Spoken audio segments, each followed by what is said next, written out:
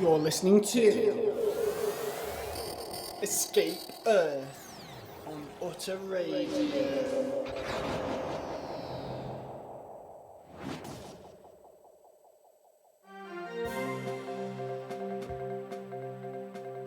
Welcome to UOS News.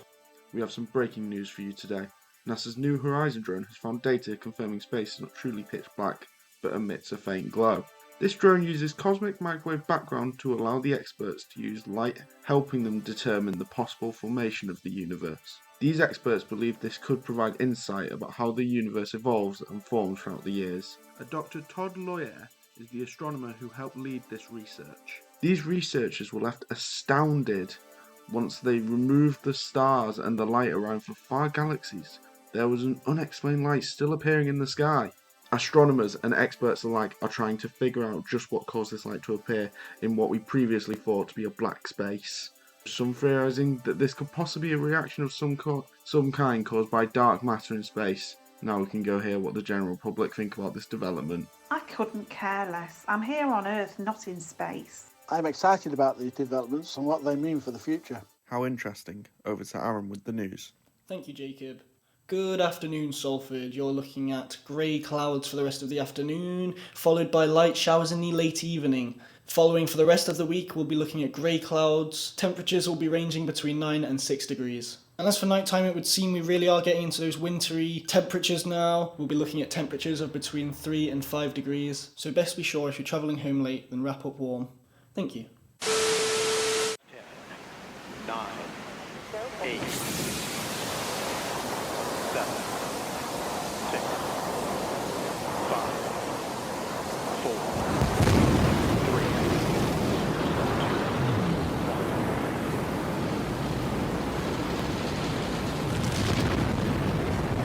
2, 1.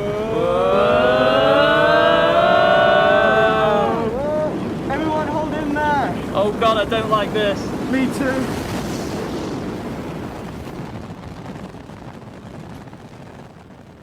Prepare to engage hyperdrive, co-pilot Izzy. You guys need to toughen up. Let's slap this baby into sixth gear.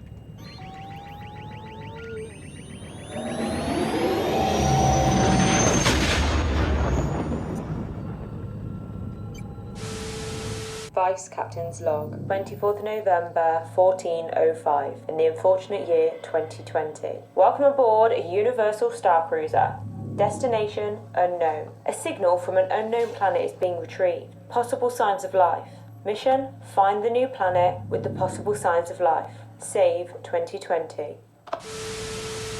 How's everybody doing? Oh, my head's spinning. I think mine's fine, but everything else seems to be spinning instead. Ho-ho, that was awesome. We've got to do that again. Maybe we should leave it a while. I agree. Yeah, Jake, let's cruise for a bit. Fine, if we must. Feel free to unclip your seatbelts then. Engaging autopilot.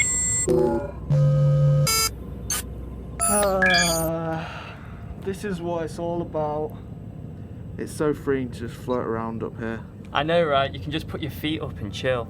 Actually, we have work to do. Don't be so boring. Come on, try bouncing around a bit. It's so fun. As fun as this is, Izzy's right, we should probably focus on the mission. I suppose. It's just so difficult to focus on working after leaving everybody behind. I'm really gonna miss Earth. I know I'm really gonna miss Earth. We all are. Can't live in the past though. We couldn't have stayed there forever. You know 2020 was a downward spiral. Bit of a downer. Anyway, now that we're safely cruising deep in space, I think it's time we greeted our important guests. Hello everyone. Are you heroes ready to join our crew? It won't be easy. Earth has sadly been overrun with pollution, crime and corrupt politics.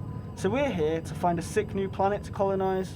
Yeah, we must say, with how Earth's been this past year, you guys have definitely made the honourable choice. Anyway, welcome to our ship. This is the cockpit. Back there is the news and weather room. Over on the port beam, or left of the ship, we got a sweet-ass podcast booth for interviews. Finally, down on the starboard beam, or the right of the ship, we have the broadcast hub, where we exchange transmissions between ship planets.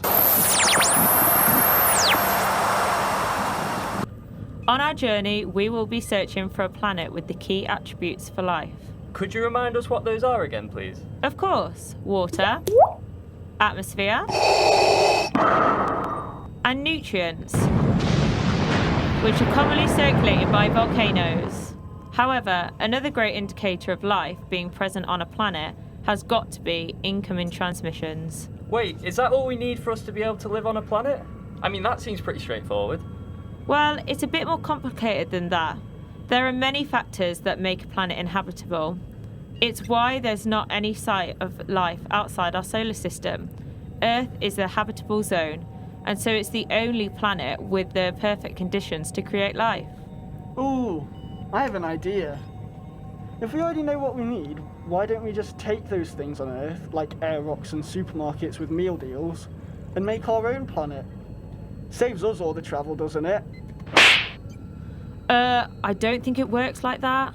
Planets have been forming since the start of the Big Bang, when the universe began.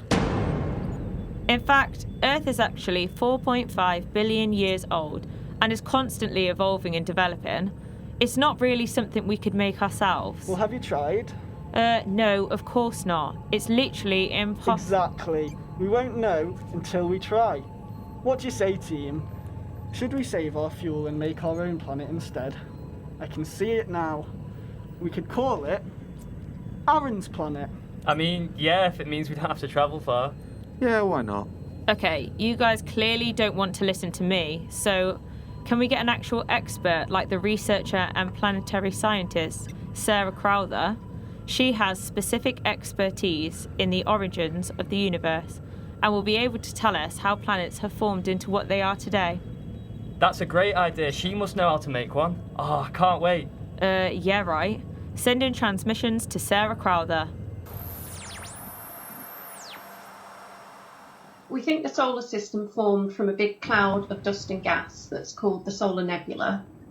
So it collapsed, something possibly a supernova exploding nearby triggered that collapse.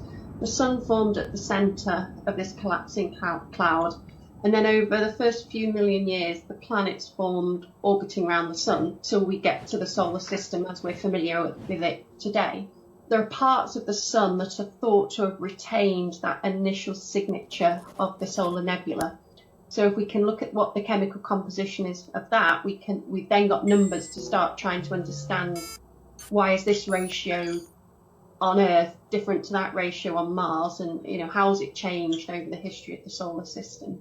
So perhaps to go back a stage, I mentioned the solar nebula with this that formed from this cloud of dust and gas.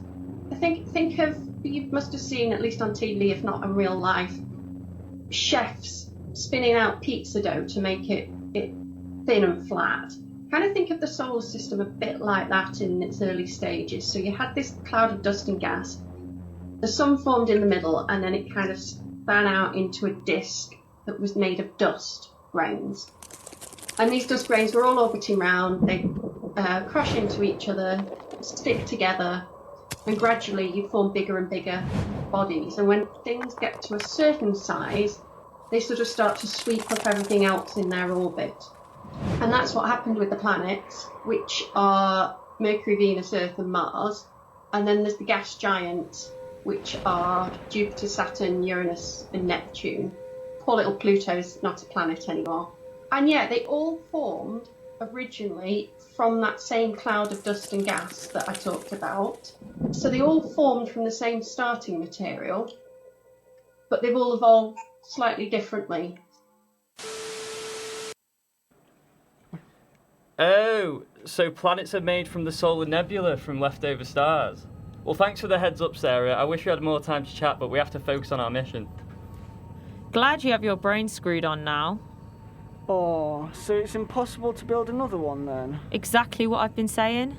Okay, well maybe we should listen to you next time. Nonsense, we're in good hands for this mission. If you say so, but we should try to keep up with any transmissions coming our way.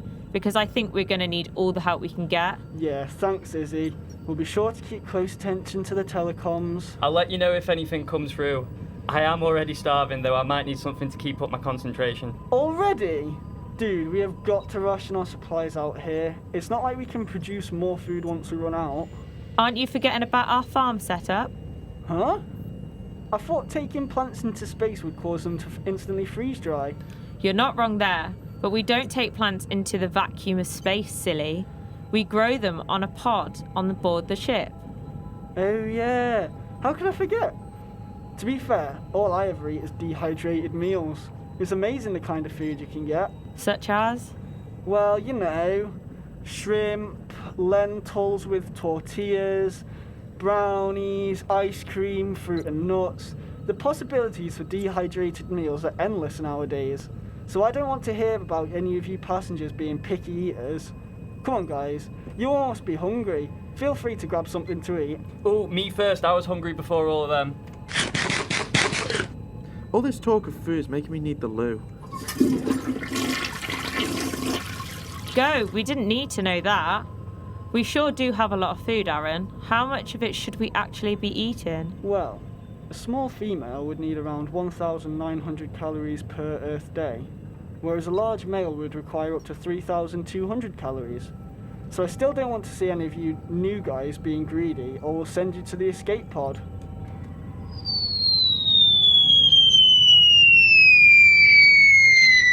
Well, that's a bit morbid. Hey, wait, guys. I think we're picking up a transmission. I'll head down to the comms bay. Go ahead.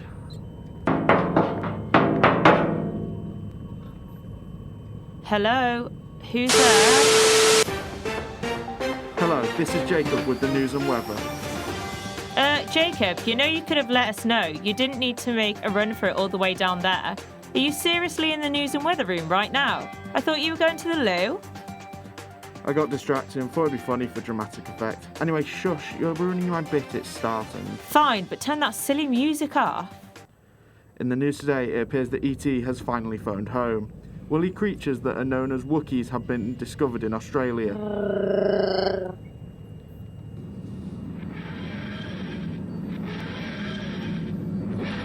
Finally, the Doctor is lost in time and space.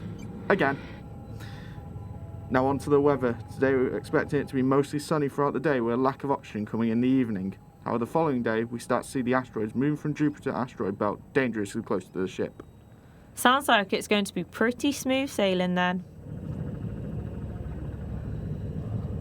See, nothing to worry about. Wow, Izzy, you really know how to test our luck. Oh no, we're heading into an asteroid storm. Should have listened to my weather report. How can it be? I thought our course was set for a clear journey. The space debris must have shifted course. Don't panic, guys. I have complete faith in our ship. She is very strong and sturdy.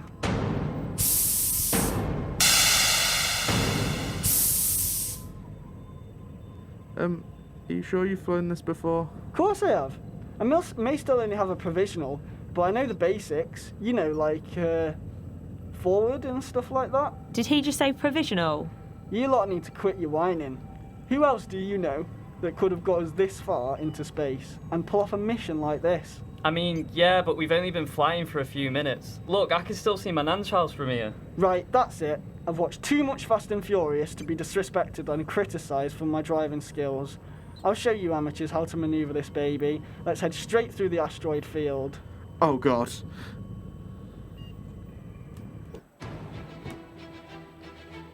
Are you insane? Full speed ahead, Izzy.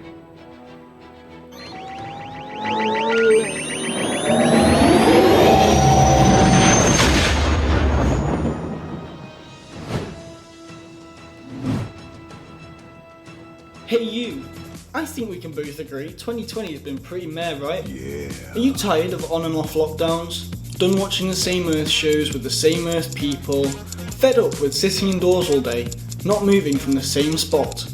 But why not do just that, but in space? USC is offering you the one-time chance to save your civilization for only £100,000. I know, right? Cheap. Join an experienced crew of scientists in a floaty metal box. Sitting still for so long your whole body goes numb. Leaving your family for months. Loved ones continually dying. Sounds great, right? Sure! But it'll all be worth it. Think about how many opportunities you will bring to new life by colonising somewhere else. What's that? What do you mean, not very ethical? Nah, this is better than staying and trashing the old planet, surely. And that's not just it. 0.001% of your fee will be donated to charity. Once you arrive at this new planet, you can relax and enjoy some quiet time observing the new scenery. But not until you spend a very long time building an awesome space base, waiting on building materials that take years to transport by probe. So if you're feeling noble, visit our website now. Hurry, there's not long left till 2020 ends. With limited places left, buy now. Welcome back to Escape Earth. On. Utter.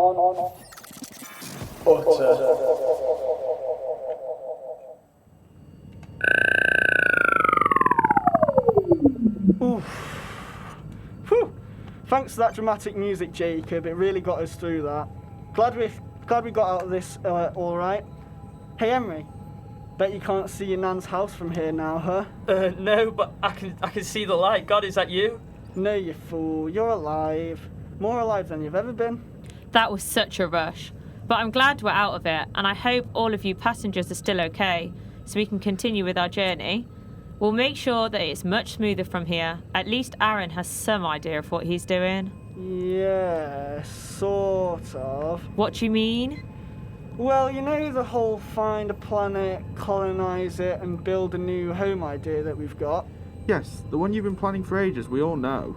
Hence why we've brought all these wonderful people along with us. Yeah, well, I don't suppose anyone actually knows where we're going. Okay, so if you guys don't, maybe the audience knows. Anywhere we can actually go? That's like the only part I'm struggling with. Can someone Google it or something? You've got to be kidding me. So we've gone on this journey to space, right? Yeah. To obviously find a new home. Mm-hmm. And we have no idea where we're actually going. Well, if one of you would check Google Maps like I asked, we might actually find out. Guys, why don't we just send a radio transmission to a scientist back home like before? We can speak to James Hawkins. He's an Astronomy Society member and space enthusiast who specialises in inhabitable planets. He'll be able to tell us what planets will be safe to live on and even be able to name them so us and the passengers can actually know where we're going. Sounds good. I'll try and make contact now. Sending transmission.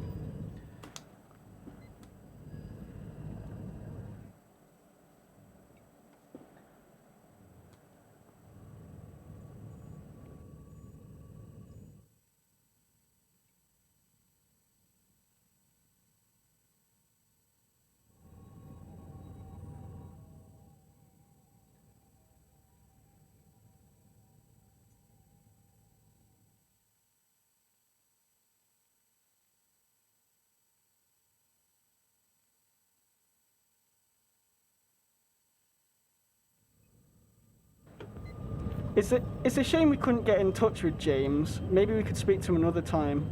I think he might have mentioned before something about a planet called TOI 700. Well, I could have told you that. I've only just remembered though. Is there any reason that you didn't? I've not got the best memory if I'm being honest, but I definitely read the manual and it was a bit too heavy. Sorry, what manual's this? Oh, before we started I was given some instruction manual, but it's honestly a load of old rubbish if you ask me. Wait, you did? What was wrong with it? All words and not a single picture. Are you mad? For like 300 pages? How am I supposed to read that? I only had a bit of space left in my suitcase, so there was no way I'm taking that with me. Essentials only, am I right? Oh, what? Yeah, okay, I think I'm done. Well, I mean, maybe we should have a look at other planets before we decide what's the right one. I think the planet over there looks pretty sweet. Well, it does look pretty cool, but that's a gas giant, Jacob. There's absolutely no way we could ever live on that. Well, why not? Because a gas giant is a planet made up of mostly gases like hydrogen and helium. There's little land on there. Instead, they have a very dense core consisting of ice and rock. Planets like Jupiter will never be able to develop life because of its harsh climate conditions.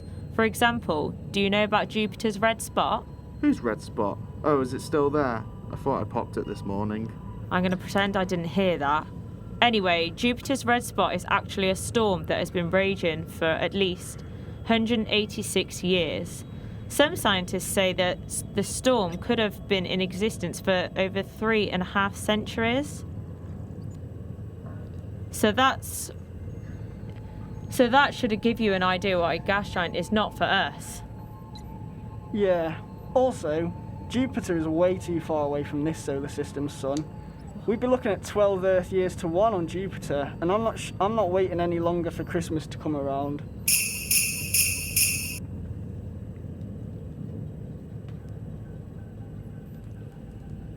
Hey, I wouldn't mind summer lasting a few years though. I don't think it works like that, Izzy. See, we get our heat from orbiting the sun in our solar system. The oval orbit guarantees the planet will be colder and warmer at different times of the planet's year. However, the overall distance a planet is from the sun also determines its temperature. So although the planet will get slightly warmer at one point, it's still going to be around minus 134 degrees C. I guess we wouldn't feel it much, but if we live there, you know, dying instantly will do that to you. Anyway, enough now. We're not going to live on a gas giant. Yeah, all this talk of gas is making me need. Go!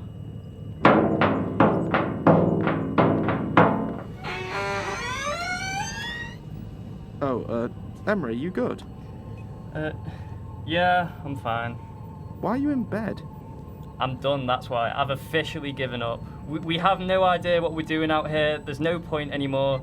I'm just going to chill until Aaron manages to crash into a moon or figure out how to drown us somehow. No point. There isn't about us. This is an important duty for the... Ooh, hang on a second. There's a perfect time for some inspirational music. That's better. We must see through this to save the lives of 7 billion people who are having such a naff year. They need us. They believe in us. We can't let them down. Do you know how many people live for the opportunity to fly into space? Ask yourself, would you rather be here or back home? Back home? I would love to go to space to see the Earth from a different perspective. I'd love to go to space because it would be a once-in-a-lifetime opportunity. I'd love to go into space. Why? Just because. I would like to go into space, even though I'm claustrophobic, because I think it would be a lifetime experience that you always look back on and remember with amazement. I would hate to go into space. I would be so afraid that I wouldn't come back. Do you know what? That did make me see things a little bit clearer. Maybe I should appreciate why I'm here more. It seems like a lot of people would want to have the opportunity I have. I guess it would feel awful to let all those people down. See?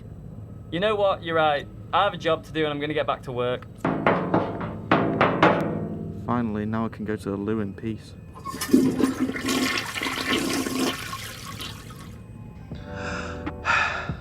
Oxygen. It's something we all need, but all have so little of. As other humans steal the little oxygen we have left, do you fear of one day not having oxygen, not being able to breathe? Do you wish you could just reach to your side and grab some quick and easy oxygen? Well, guess what? We have the product for you. Oxygen tanks. We are offering oxygen tanks at the lowest prices for oxygen you will find anywhere. 300 measly pounds. This buy could save your life.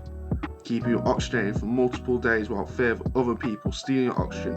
And if you buy now, you'll get a whopping 20% discount on your next purchase of your much needed oxygen. But the deal only lasts until the end of 2020. So get your order in quick before the year ends or before we sell out.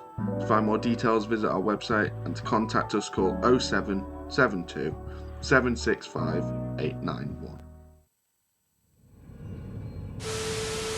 Vice Captain's log, 24th November 2020. Time, 14:15. Destination, deep space. The toilet seems to have been backed up. Ralph seems to be on track. Welcome back, guys. We're glad to say that the mission has been going incredible. Starting from a few minutes ago, that is. We have finally got a destination and are setting course for planet TOI 700. I could honestly say the hard part is officially over and it's all smooth sailing from here. Yeah, I think it's been getting a bit too quiet, to be honest.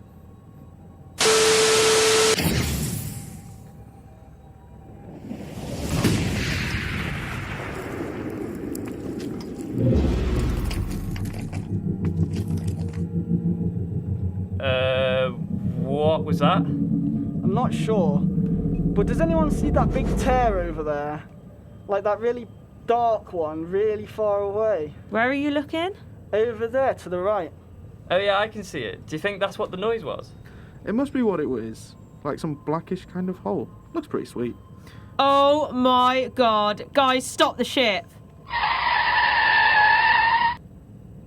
What? We've been on a roll. Why stop now? Because it would be a shame if we managed to get sucked into the black hole over there. After all the work we've put in, that's why. Black hole? Are you sure? Nah. That's definitely more of a wormhole in my opinion. I'm sure it'll be fine. It may even take us to where we need to go. Can I ask what's the difference before we make this decision? I could explain myself, but I think the passengers would much prefer to hear it from somebody with a bit more experience. Does anybody know? Anyone? Oh no, we took too long, it's going to pull us in. How are we going to turn back?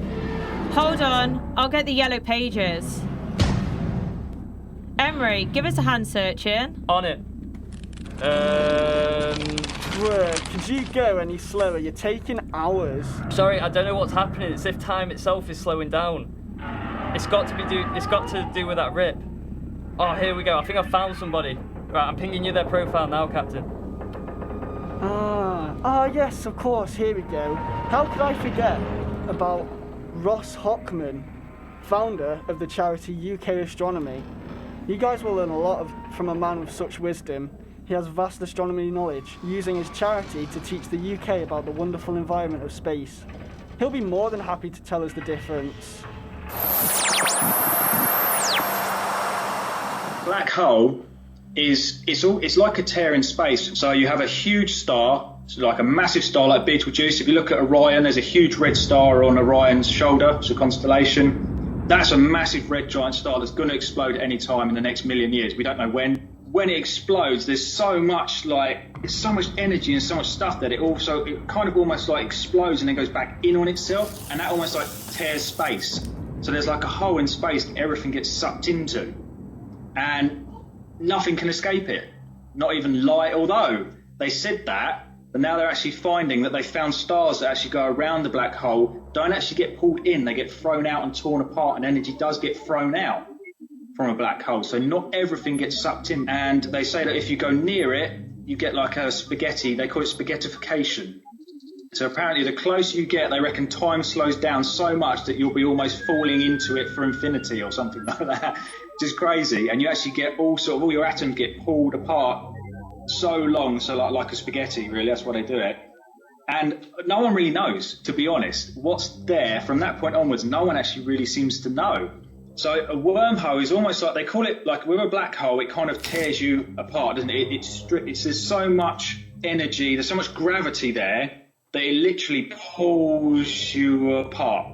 Whereas with a wormhole, it's more like a tunnel. So it's almost kind of like it doesn't tear you apart, it will get you from one place to another, like from A to B almost. It's kind of the same thing, but it doesn't destroy you and turn you into a spaghetti. So they say the best way to explain it is you've got a piece of paper, you put a hole through it, and then that's how you can travel through a wormhole into space. If we make two holes here and you put them together, you make the hole through, you're actually travelling from this place A to B, but when you fold the paper in half, they're both together. So you can travel from one place to another in space, because space is weird. Space bends, time changes, all that sort of stuff. So for me, that's what a wormhole is. For me, a wormhole is almost like a tunnel. and a black hole kind of tears everything apart. Kind of the end of everything. Wow, I think we can all agree that was very interesting, and it certainly helps us to tell the difference between the two. Be sure to check out UK Astronomy on Facebook to find out more about the awesome charity and pass some time at our destination. Sure, if we actually get there, but I don't want to be turned into spaghetti. Oh, we are so screwed. I don't know, it's a 50-50 chance, which is pretty good odds. Are you joking? Oh Lord, we're all gonna die. Guys, have you not learned anything about putting your trust in me? You'll learn eventually. The passengers have complete faith in me, don't you guys? See, I'm sure it'll be Everyone, it looks like this is it. I bet you're wondering, what can we do next? We'll just have to entertain ourselves while we can. But I hope as we get slowly pulling towards our doom, you guys remember the fun you had along the way. Okay, there might be a small chance that we could all die. But try not to dwell. Instead, try to focus on the important astronomical information that we have discovered along this journey. I'm not sure if it was worth possibly dying for, but hey, no point in whining now. I have at least 80% faith we are going to make it. Brace yourself, guys. Here it comes.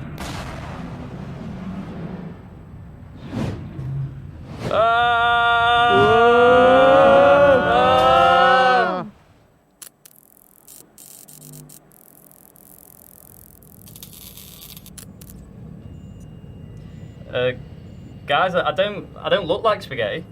I think we made it. We actually made it. Yes, I was right. I knew it was a wormhole. You all doubted me, but look who managed to pull it out the bag. Oh yeah, you're welcome. I don't know what baffles me more, the fact that I could have just been an Italian dish right now, or that Aaron actually got it right for once. Damn straight I got it right. Who's captain on this ship? Me, baby. Oh yeah. We're never going to hear the end of this now. Oh no, I'll stop after a great big thank you from you all. Thank you. Why, that's so flattering, but you guys didn't have to. Come on, let's carry on. There's a planet over there that looks really familiar that I want to check out.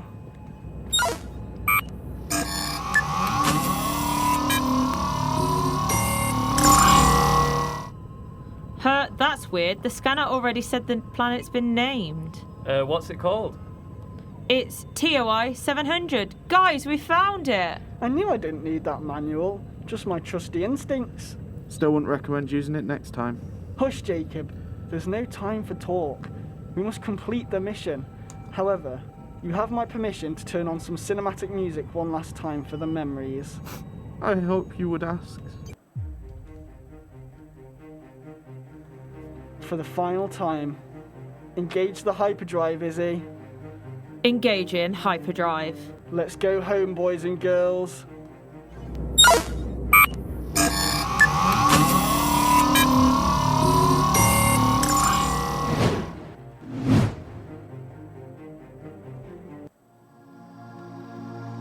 Wow, we actually made it. This planet is so beautiful. I could definitely see this being our new home. Yeah, we just have to make sure we don't screw this one up this time. Well, we must remember the important lesson that we can never screw up. As long as I'm in charge, everything will be fine. Well, everyone, it seems we've actually made it. TOI 700 is a gorgeous planet that you'll gladly find is similar to Earth. Look, we have running water from streams. The land is so open and freeing. It's not all the same. There are some rule changes, and this planet, for example, the planets in this solar system move tidally, meaning that they don't rotate on their axes. This means that if we want non-stop CERN, then we are better off staying on this side of TOI 700. I always said I wouldn't mind summer lasting longer. Supposedly the atmosphere here is similar to Earth's. I think it's time to take this heavy bucket off my head. I know you're stupid, but you're not really gonna... Oh, you actually did it. Wow, this air is so clean. And it smells divine. I'm so glad this was all worth it in the end. For now. We still got to get a base up and stuff. To be fair though, we do have a huge load of willing volunteers with us. We could just chill and let them do the work. Vice Captain's log, 24th November 2020. Time 14:30. Destination TOI 700. Mission accomplished. Till next time, goodbye everyone. Cue the music, Jacob. I always knew this operation would be smooth and flawless. I hope you all enjoy exploring this new planet. Thank you for joining our adventure. Be sure to report for duty next time for more daring missions. Now get back to work. We have a home to build, and I'm not sleeping on the floor. Live from the University of Salford, this is Utter Radio.